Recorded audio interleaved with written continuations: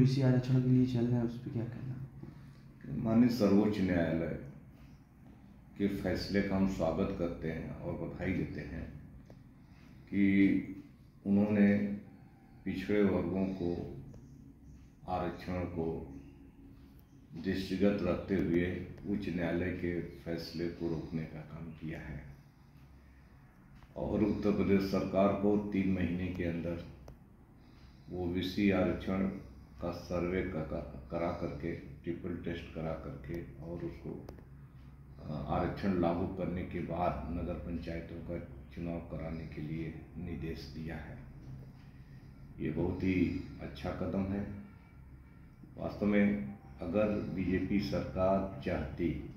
तो इस तरह की नौबत ही नहीं आती, क्योंकि बिना ट्रिपल टेस्ट कराए उत्तर प्रदेश सरकार ने आरक्षण की सूची जारी कर दी, जिसके कारण उच्च न्यायालय को स्थगन आदेश देना पड़ा। बीजेपी सरकार कहीं न कहीं दोषी है, क्योंकि आरक्षण बहुत पहले से माननीय नेताजी 1994 में पंचायती राज एक्ट में संशोधन करके पिछड़े वर्गों को 27% पंचायतों में आरक्षण देने का काम किया था और तब से आरक्षण लगातार चला आ रहा है। बीजेपी की एक गहरी साजिश है कि पहले ओबीसी के आरक्षण को खत्म करो और उसके बाद फिर जब ओबीसी के लोग इस पर बवाल मचाएं, आंदोलन करें, तो फिर उसको लागू करके ये बताने की कोशिश करो कि आरक्षण उन्होंने दिया है, जबकि आरक्षण पिछड़े वर्गों का संवैधानिक अधिकार है। ये कोई भीख नहीं है, ये संविधान के तहत मिला हुआ है और आरक्षण ये पिछड़े वर्गों का मूल अधिकार है। इसलिए भारतीय जनता पार्टी किसी न किसी रूप में पिछड़े वर्गों को आरक्षण खत्म करने की साजिश भी कर रही है और बाद में थोड़ा बहुत आरक्षण दे करके ये जताने की कोशिश करे कि आरक्षण उन्होंने देने का काम किया है, बल्कि आरक्षण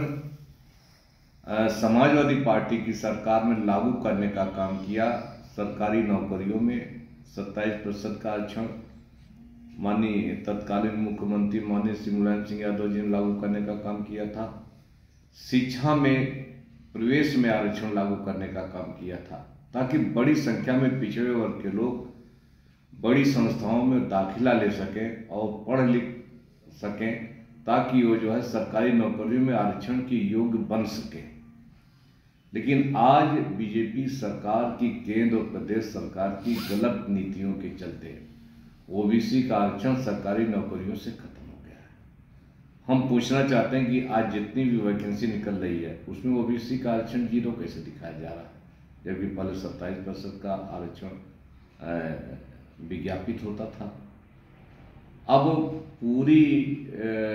सार्वजनिक संस्थाओं को अगर निजी क्षेत्र में दे देंगे तो निजी क्षेत्र में तो पिछड़े वर्गों का आरक्षण लागू नहीं है, तो फिर जो है आरक्षण कहाँ लागू हुआ। तो